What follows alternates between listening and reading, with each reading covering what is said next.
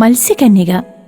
ഒരു ഗ്രാമത്തിൽ മാനവ് എന്നു പേരുള്ള ഒരു ബാലകനും അവന്റെ അച്ഛനും അമ്മയും താമസിച്ചിരുന്നു. മാനവ് പഠിക്കാൻ മിടുക്കനായിരുന്നു. അവൻ സ്കൂളിൽ എന്നും ഒന്നാമനായിരുന്നു. ആ സമയത്തുണ്ടായിരുന്ന ഒരു മഹാമാരി കാരണം സ്കൂൾ അടച്ചിടേണ്ടി വന്നു. മാനവന് പഠിക്കാൻ വളരെ ഇഷ്ടമായിരുന്നു. അതുകൊണ്ട് തന്നെ അവൻ വളരെ സങ്കടപ്പെട്ടു. അങ്ങനെ 3-4 കൊല്ലങ്ങൾ കടന്നുപോയി. പക്ഷേ സ്കൂൾ തുറന്നതേയില്ല. മാനവും തന്റെ പഠിത്തത്തിന്റെ കാര്യങ്ങളെല്ലാം മറന്നുപോയി. പിന്നെ കുറച്ചു കാലങ്ങൾക്ക് ശേഷം സ്കൂൾ വീണ്ടും തുറന്നു. പക്ഷേ അവൻ ഇങ്ങനെ ചിന്തിച്ചു, ഇപ്പം ഞാൻ എല്ലാം മറന്നുപോയല്ലോ, ഇനി എങ്ങനെ ഞാൻ വിജയിക്കും? മാനവ് അവന്റെ അച്ഛനോട് പറഞ്ഞു, അച്ഛാ, ഞാൻ പഠിച്ചതെല്ലാം മറന്നുപോയി, ഇനി എങ്ങനെ ഞാൻ പാസ്സാകും? മാനവന്റെ അച്ഛൻ പറഞ്ഞു, മോനെ, നീ വിഷമിക്കാതെ, നീ നന്നായി അധ്വാനിക്ക്, നന്നായി പഠിക്ക്, നീ എന്തായാലും വിജയിക്കും. മാനവ് വീണ്ടും സ്കൂളിൽ പോയി പഠിക്കാൻ ആരംഭിച്ചു. മാനവന്റെ റിസൾട്ട് വന്നപ്പോൾ അവൻ പരീക്ഷയിൽ തോറ്റുപോയി. അവൻ വളരെ വിഷമിച്ചുകൊണ്ട് വീട്ടിലേക്ക് മടങ്ങി വന്നു. എന്നിട്ട് അച്ഛനോട് പറഞ്ഞു, അച്ഛാ, ഞാൻ പരീക്ഷയിൽ തോറ്റുപോയി. അവന്റെ അച്ഛൻ അവനോട് പറഞ്ഞു, നീ വിഷമിക്കാതെ മോനെ, അടുത്ത തവണ നീ നന്നായി പഠിക്ക്, നിനക്ക് നല്ല മാർക്ക് കിട്ടും. മാനവ് വീണ്ടും നന്നായി പഠിക്കാൻ തുടങ്ങി. പക്ഷേ അടുത്ത തവണയും അവൻ പരീക്ഷയിൽ തോറ്റുപോയി. മാനവ് കരഞ്ഞുകൊണ്ട് വീട്ടിലേക്ക് തിരിച്ചെത്തി. എന്നിട്ട് അവന്റെ അച്ഛനോട് പറഞ്ഞു, അച്ഛാ, ഞാൻ വീണ്ടും പരീക്ഷയിൽ തോറ്റുപോയി. മാനവന്റെ അച്ഛൻ മാനവനോട് പറഞ്ഞു, മാനവ്, അടുത്ത തവണ നീ തോറ്റിട്ട് വരികയാണെങ്കിൽ ഞാൻ നിന്നെ ഈ വീട്ടിൽ നിന്ന് പുറത്താക്കും.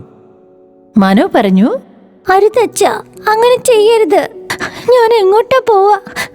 അച്ഛൻ പറഞ്ഞു, എനിക്കറിയില്ല, പോയിരുന്ന് പഠിക്കാൻ നോക്ക്. മാനവന് ഒരുപാട് വിഷമമായി. അവൻ ഇങ്ങനെ ആലോചിച്ചു, ഇത്തവണയും പരീക്ഷയിൽ തോറ്റുപോയ അച്ഛൻ എന്നെ വീട്ടിൽ നിന്ന് പുറത്താക്കും. കുറച്ചു ദിവസം കഴിഞ്ഞപ്പോൾ മാനവന്റെ റിസൾട്ട് വന്നു. പക്ഷേ ഇത്തവണയും അവൻ പരീക്ഷയിൽ തോറ്റു. പരീക്ഷയിൽ തോറ്റപ്പോൾ അവൻ ഒരുപാട് സങ്കടമായി. എന്നിട്ട് സങ്കടത്തോടെ പറഞ്ഞു, ഇനി ഞാൻ വീട്ടിലേക്ക് പോയാ അച്ഛൻ എന്നെ വീട്ടിൽ നിന്ന് പുറത്താക്കും. ഇല്ലില്ല, ഞാൻ ഇനി അങ്ങോട്ട് പോകുന്നില്ല. ഇത്രയും പറഞ്ഞുകൊണ്ട് അവൻ കാട്ടിലേക്ക് നടന്നു. നടന്ന് അവൻ ക്ഷീണിച്ചു. അവന് വല്ലാത്ത ദാഹം തോന്നി. അവൻ ദൂരെ ഒരു പുഴ കണ്ടു. അവൻ അതിന്റെ അടുത്തേക്ക് നടന്നു. എന്നിട്ട് അതിൽ നിന്നും വെള്ളം കുടിച്ചു. അവൻ വെള്ളം കുടിച്ചതിന് ശേഷം ഒരു മരത്തിന്റെ തണലിലിരുന്ന് ഉറങ്ങാൻ തുടങ്ങി. അപ്പോൾ ആ പുഴയുടെ വെള്ളത്തിൽ നിന്ന് ഒരു ശബ്ദം കേട്ടു.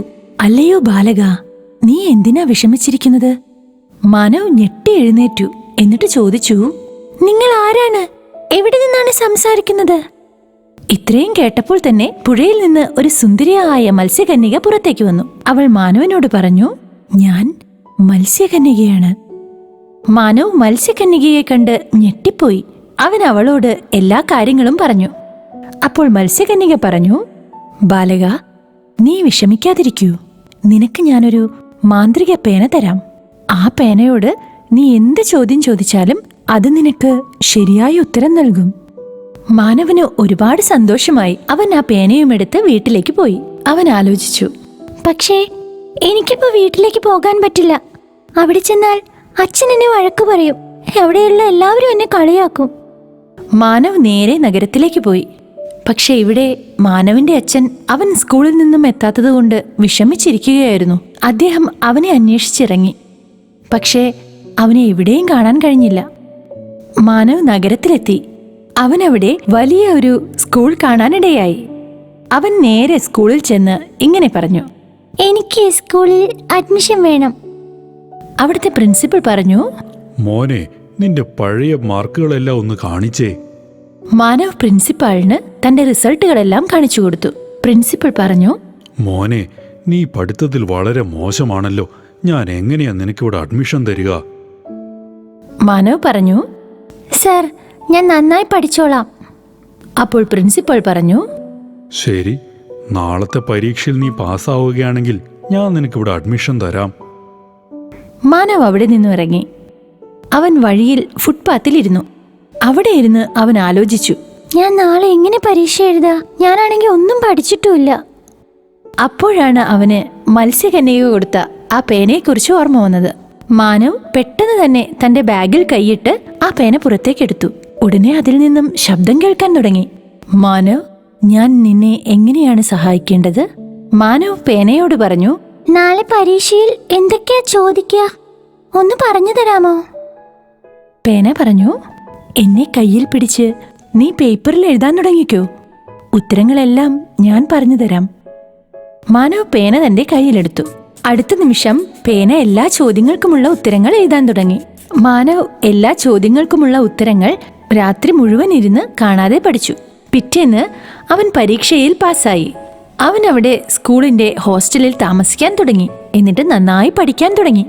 പഠിച്ച് മാനവ് ഒരു വലിയ ബിസിനസ്സുകാരനായി മാറി. അവന്റെ കയ്യിൽ വലിയൊരു ബംഗ്ലാവും കാറും എല്ലാം ഉണ്ടായി. കുറച്ചു കാലങ്ങൾക്ക് ശേഷം മാനവ് തന്റെ ഗ്രാമത്തിലേക്ക് തിരിച്ചുപോയി. അവിടെ എത്തിയപ്പോൾ അവൻ കണ്ടത് അവന്റെ അച്ഛനും അമ്മയും ഗ്രാമത്തിൽ നിന്നും പുറത്ത് കാടിന്റെ അടുത്തായി ചെറിയൊരു കുടിലിൽ താമസിക്കുന്നതാണ്. മാനവ് അവരുടെ അടുത്തേക്ക് ചെന്നു.